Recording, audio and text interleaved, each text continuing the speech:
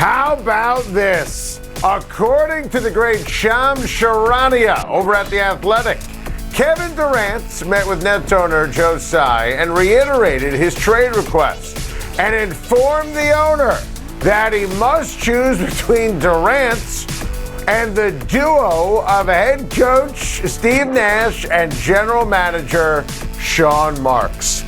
Whoa, are you kidding me?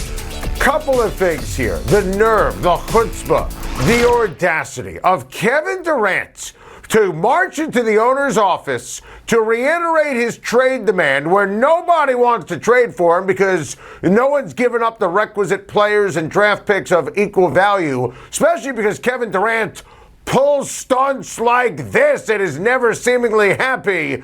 Kevin Durant walks into the owner's office and says, hey, good news, I'll stay, but you need to fire the GM and fire the coach. I mean, I don't even know where to start. How about this? Kevin Durant, if he wanted to fire the coach, a coach he handpicked, he should have done it at the end of the season. Nobody would have said boo. Firing Sean Marks is not on the table, okay? Sean Marks had a whole plan, had Kenny Atkinson, had Russell, had Karis LeVert, had Allen, had Dinwiddie, busted the whole thing up, Kevin Durant, for you. What you wanted, for you, for Kyrie, for Harden, then Simmons. This was all about you. So here's what I would do. I would fire Steve Nash.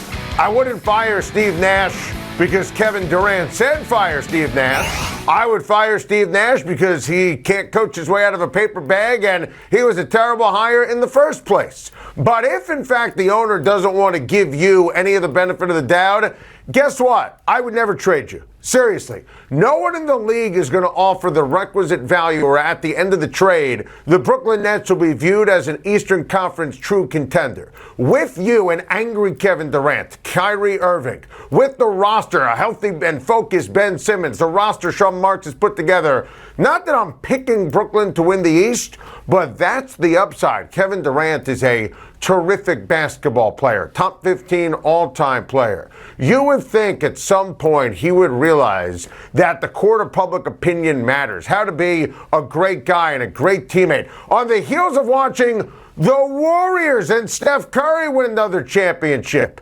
This is another clueless, calculated move by Kevin Durant. The rest of the National League better be on notice because the New York Mets, as we've been saying, are absolutely for real. Jacob deGrom is back, and he was majestic, taking a perfect game into the sixth inning yesterday as the Mets did exactly what we predicted on Time to Shine.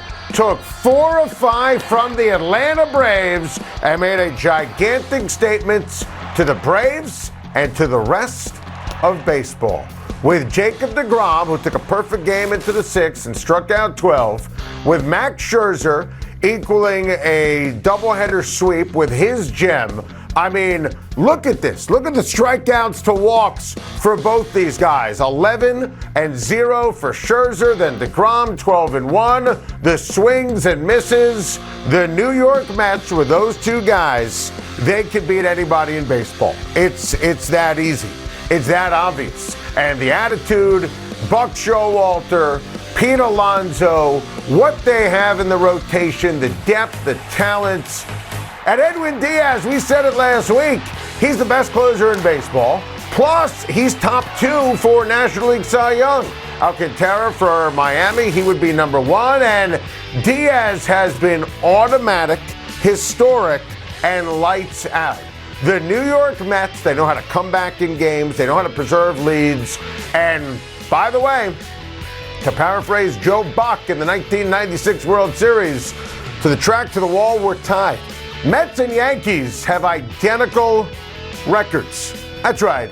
Mets and Yankees have identical records. And if you're a New York sports fan, if you're a Mets fan, The Mets officially have bragging rights over the Yankees. The Mets have a legit team that can win a World Series with DeGrom healthy, and it was a party at Citi Field. First outing at home in 13 months. Second outing of the season. He made his first start in Washington. I mean, you look at Scherzer and DeGrom, what a statement. The Mets are just a tremendous team, and this is not an overreaction on my part. You know, we've been talking about this for months here on Time to Shine. The Mets have the look with a healthy DeGrom of a team that is buttoned up that can absolutely make a run to the World Series. Got to get this off my chest. My New York Yankees are doing everything wrong right now, and the Cardinals, give them credit. They busted out the brooms. Nolan Arenado and company swept away the Yankees. Friday night, it was Clay Holmes, and he has just been atrocious. Then they couldn't hit their old friend Jordan Montgomery on Saturday, and then Frankie Montas absolutely had a horrific debut as a pitcher for the Yankees. And there's a common denominator here during this 5-game losing streak. They can't pitch. They can't pitch. The starters have been dreadful. The relievers have been dreadful. The defense is not the same. The Stanton injury is a huge problem. And you look at the Yankees, since July the 1st, they are a sub-500 baseball team. So we've talked about this at length. So this is not an overreaction.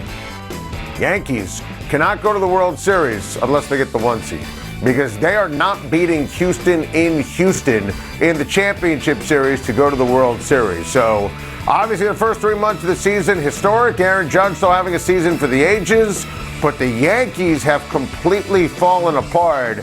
And this is now a 5-6 week stretch of really bad baseball. This is not a blip. It's officially a trend. Got to get this off my chest. Trey Lance is struggling to dance at 49ers training camp, and this is a disaster. Normally, we wouldn't cite training camp stats, but Trey Lance went 4 for 12 yesterday, threw an interception to Fred Warner on his last throw. And considering how there are a lot of people who don't believe in Trey Lance, and Jimmy Garoppolo had to play last year, and at the end of the day, you saw what transpired with Jimmy G needing to play because the completion percentage was under 60%. And I made this point at the end of July. No player in the entire league needed a stronger training camp more than Trey Lance.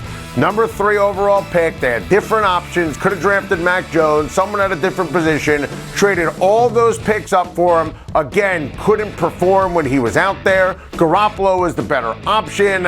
This is officially alarming because remember, Trey Lance will only be judged by whether or not he leads the 49ers on a real Super Bowl caliber run. So let's turn to some football on a Monday, and saying in the NFC North, the Ravens are giving future Hall of Famer on the first ballot, an all-world kicker, Justin Tucker, a 4-year extension. It'll keep him as the highest paid kicker in the league. Justin Tucker, worth every single penny. He is still the absolute best in the business. How about my guy, Matthew Stafford? Practiced on Saturday, looked great. That was kind of needed and all sorts of awesome for the Rams. He said the elbow felt great on the heels of Sean McVay's commentary on the abnormal elbow pain. This felt like a big deal, especially with week 1 against the big bad Buffalo Bills looming in exactly 1 month from today. The clown show, that is the Carolina Panthers quarterback competition, continues. Matt Rule says he's not going to make a decision until August the 19th at the earliest. What are we doing here? Just named Baker Mayfield the quarterback, looked good over the weekend, made great throws. And then, of course, Matt Rule hit him with a taunting penalty, way to lose the locker room. Speaking of dopey quarterback competitions, there's this. Pete Carroll remains non-committal on who his starting quarterback is going to be for the upcoming season. I mean, If I was a hater, I'd ask out loud, does it even matter? Drew Lock looked good over the weekend with the second team offense going up against the Seahawks first team. Geno Smith is getting all the reps with the first team. If Geno Smith is the answer, I'd love to know the question. Just make a trade for Jimmy Garoppolo. What a mess. Thank you for watching. Please like and subscribe, and don't forget to hit the bell for more videos.